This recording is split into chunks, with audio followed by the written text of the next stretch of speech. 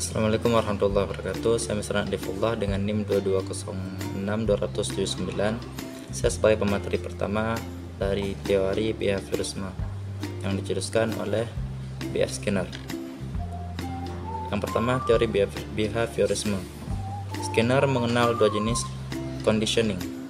Dalam teori behaviorisme ada dua jenis conditioning yang dipaparkan oleh B.F. Skinner. Yang pertama ada conditioning klasik, yang kedua ada conditioning operan.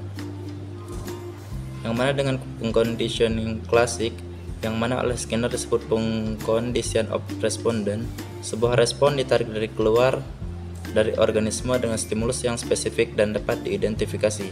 Dengan condition operan, yang juga disebut dengan condition Skinner, suatu perilaku dibuat lebih mungkin untuk berulang ketika segera diperkuat. Suatu perbedaan antara pengkondisian klasik dan operan adalah bahwa dalam pengkondisian klasik, perilaku ditimbulkan dari organisme, sedangkan dalam pengkondisian operan, perilaku dipancarkan. Respon yang ditimbulkan diambil dari organisme, sedangkan respon yang dipancarkan adalah respon yang muncul begitu saja. Nah, karena tanggapan tidak ada di dalam organisme dan dengan demikian tidak dapat ditarik keluar, Skinner lebih suka dengan istilah dipancarkan. Respon yang dipancarkan sebelumnya tidak ada dalam organisme. Mereka hanya muncul karena sejarah penguat individu, organisme, atau sejarah evolusi spesies. Dan yang kedua ada struktur kepribadian. Skinner tidak tertarik dengan variabel struktural dari kepribadian. Menurut Skinner, mungkin dapat kita peroleh dengan ilusi yang menjelaskan dan memprediksi tingkah laku berdasarkan faktor-faktor tetap dalam kepribadian. Tetapi tingkah laku yang juga berdasarkan dari faktor-faktor tetap dalam kepribadian, tetapi tingkah laku hanya dapat diubah dan dikontrol dengan mengubah lingkungannya. Jadi, Skinner lebih tertarik dengan aspek-aspek yang berubah-ubah daripada aspek yang tetap. Unsur kepribadian yang dipandang oleh Skinner relatif tetap adalah tingkah laku itu sendiri. Dan ada dua klasifikasi tingkah laku yang akan dijelaskan. Kenalkan, nama saya Fauzia Mutmainah dengan NIM 2206298 sebagai pemateri kedua. Di sini saya akan menjelaskan tentang dinamika kepribadian menurut B.F. Skinner. Dinamika kepribadian terbagi menjadi 8, yaitu yang pertama kepribadian dan belajar, kedua conditioning klasik, ketiga conditioning operan, keempat conditioning pada manusia, kelima pengaturan penguatan, keenam generalisasi dan diskriminasi, ketujuh tingkah laku kontrol diri, 8 tingkah laku tahayul. Yang pertama, kepribadian dan belajar. Jadi, hakikat teori Skinner adalah teori belajar. Bagaimana individu menjadi memiliki tingkah laku baru, menjadi lebih terampil, menjadi lebih tahu. Kehidupan terus-menerus dihadapkan dengan situasi eksternal yang baru, dan organisme harus belajar merespon situasi baru, memakai respon lama atau memakai respon yang baru dipelajari. Yang kedua itu adalah conditional klasik. Conditional klasik disebut juga conditioning responden karena tingkah laku dipelajari dengan memanfaatkan hubungan stimulus respon yang bersifat refleks bawaan. Yang ketiga yaitu conditioning operan. Kunci dalam conditioning operan adalah penguatan yang langsung dari sebuah respon. Kemudian penguatan itu akan meningkatkan probabilitas terulanginya perilaku. Skinner yakin bahwa kebanyakan perilaku manusia dipelajari melalui pengondisian operan. Pengondisian ini disebut pengondisian operan karena organisme beroperasi pada sebuah lingkungan untuk menghasilkan suatu efek yang spesifik. Pengondisian operan dapat mengubah frekuensi dan probabilitas respon terjadi. Itu conditioning pada manusia. Artinya, sebuah pembelajaran untuk menghubungkan sebuah rancangan netral menjadi rancangan yang bermakna untuk mendapatkan respon yang sama tetapi diaplikasikan kepada seorang manusia. Contohnya itu kepada Albert yang pada saat bayi diberikan seekor tikus putih dan dia tidak ketakutan dan ingin menyentuhnya. Kemudian ketika ia diberikan suara gantungan lonceng yang sangat kencang, ia menangis. Lalu kemudian pada saat itu pasangan Watson memberikan bunyi lonceng dan bersamaan dengan memberikan tikus. Kemudian Watson juga menangis dan merasa ketakutan. Kesimpulannya bahwa ketika Albert diberikan tikus, maka ia akan ketakutan melihat seekor tikus itu karena ia merasa ketakutan dengan bunyi lonceng yang sangat keras tersebut. Kelima yaitu pengaturan penguatan. Penguatan memiliki dua efek, yaitu memperkuat perilaku dan memberikan penghargaan pada orang tersebut.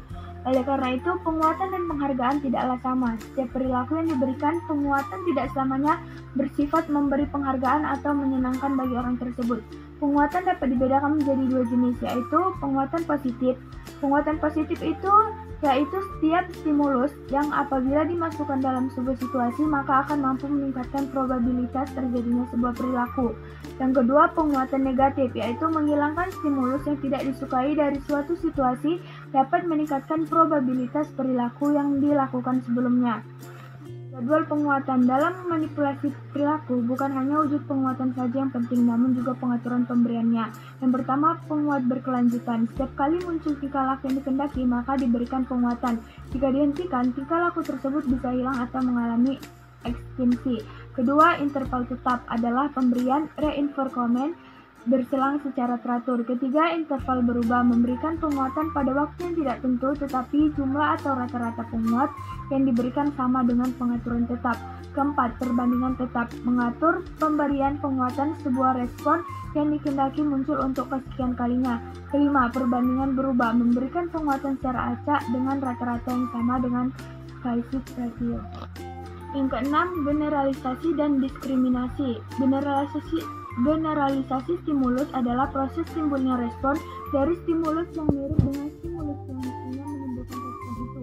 Sedangkan diskriminasi stimulus adalah kemampuan untuk membedakan stimulus sehingga stimulus itu tidak diberi respon walaupun mirip dengan stimulus yang diberi penguat.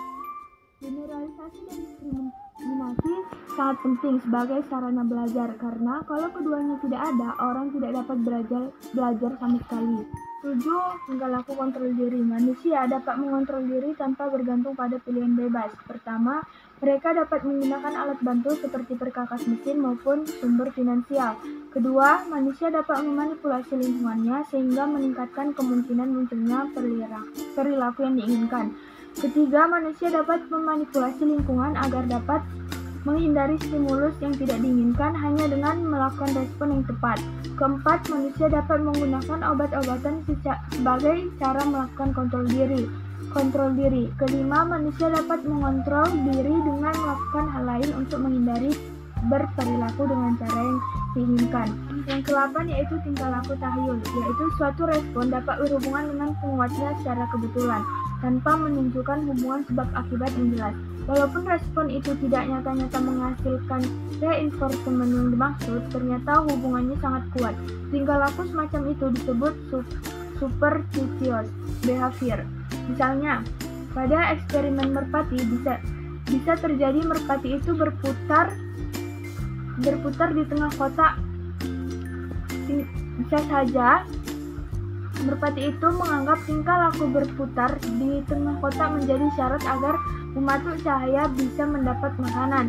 Tingkah laku tahyul banyak ditemui pada masyarakat primitif, tapi juga ada pada masyarakat modern. Misalnya seperti penduduk primitif melakukan tarian untuk meminta hujan. Mereka percaya ritual tersebut dapat mendatangkan hujan. Dan ternyata kebetulan sekali terjadi hujan di daerah tersebut setelah upacara menari. Selanjutnya, materi selanjutnya akan disampaikan oleh rekan saya. Assalamualaikum warahmatullahi wabarakatuh. Nama saya Salsa Mutia. Saya di sini sebagai pemateri ketiga. Nah, sebagai pemateri ketiga, saya membawakan dua judul.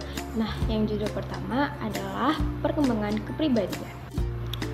Nah, perkembangan kepribadian ada dua. Yang pertama ada tingkah laku sosial. Nah, menurut Skinner, prinsip yang menentukan perkembangan tingkah laku di lingkungan objek inanimate dan lingkungan sosial itu sebenarnya sama. Atau menurut Skinner sendiri itu adalah sesuatu yang sama. Nah, individu itu berinteraksi dengan lingkungannya, menerima respon positif maupun negatif dari tingkah lakunya. Nah, yang kedua ada ketuaan. Menjadi tua menimbulkan perubahan tingkah laku, tetapi menurut Skinner bukan berkembang, karena berkembang adalah mengungkapkan struktur yang laten, menyadari potensi dalam. atau menjadi lebih efektif. Nah, sedangkan menjadi tua itu biasanya berkembang menjadi kurang efektif. Lalu ada judul yang kedua yaitu pengaplikasiannya. Nah, dalam pengaplikasiannya ada 5. Yang pertama ada tingkah laku abnormal. Nah, Skinner berpendapat bahwa tingkah laku abnormal berkembang dengan prinsip yang sama dengan perkembangan tingkah laku yang normal. Nah, jadi perkembangan tingkah laku yang abnormal sama yang normal ini sama. Karena itu, menurutnya tingkah laku abnormal dapat diganti dengan tingkah laku normal dengan cara yang sederhana, yaitu bisa dengan memanipulasi lingkungan, konsep impulse ID yang tertekan, lalu ada inferiority complexes, anxiety, dan ego defense, lalu ada krisis identitas. Konflik ego superego adalah penjelasan yang menghayal. Selain tingkah laku itu adalah kegagalan belajar, membuat seperangkat respon itu menjadi sesuatu respon yang tepat. Nah, yang kedua ada namanya modifikasi tingkah laku. Banyak pakar psikologi kepribadian itu menganggap bahwa teori behaviorisme sudah menjadi masa lalu. Pendapat itu ada yang benar, ada juga yang salah. Namun dalam ranah terapi, behaviorisme masih tetap berkembang luas dalam bentuk modifikasi tingkah laku atau sering disebut dengan behaviorisme modification. Nah, yang ketiga ada pembanjiran atau flooding. Membanjiri klien dengan situasi atau penyebab menimbulkan kecemasan atau tingkah laku yang tidak dikehendaki. Bertahan di sana sampai yang bersangkutan menyadari bahwa malapetaka yang dicemaskan adalah tidak terjadi. Nah, ada yang keempat yaitu terapi aversi. Nah, pada kontrol diri, aversi dilakukan oleh individu sendiri. Sedang pada terapi aversi, pengaturan kondisi aversi diciptakan oleh terapis. Nah, yang terakhir adalah efek obat-obatan terhadap tingkah laku. Skinner Box merupakan alat isolasi yang efisien, sehingga alat ini pas untuk meneliti pengaruh farmakologi terhadap tingkah laku.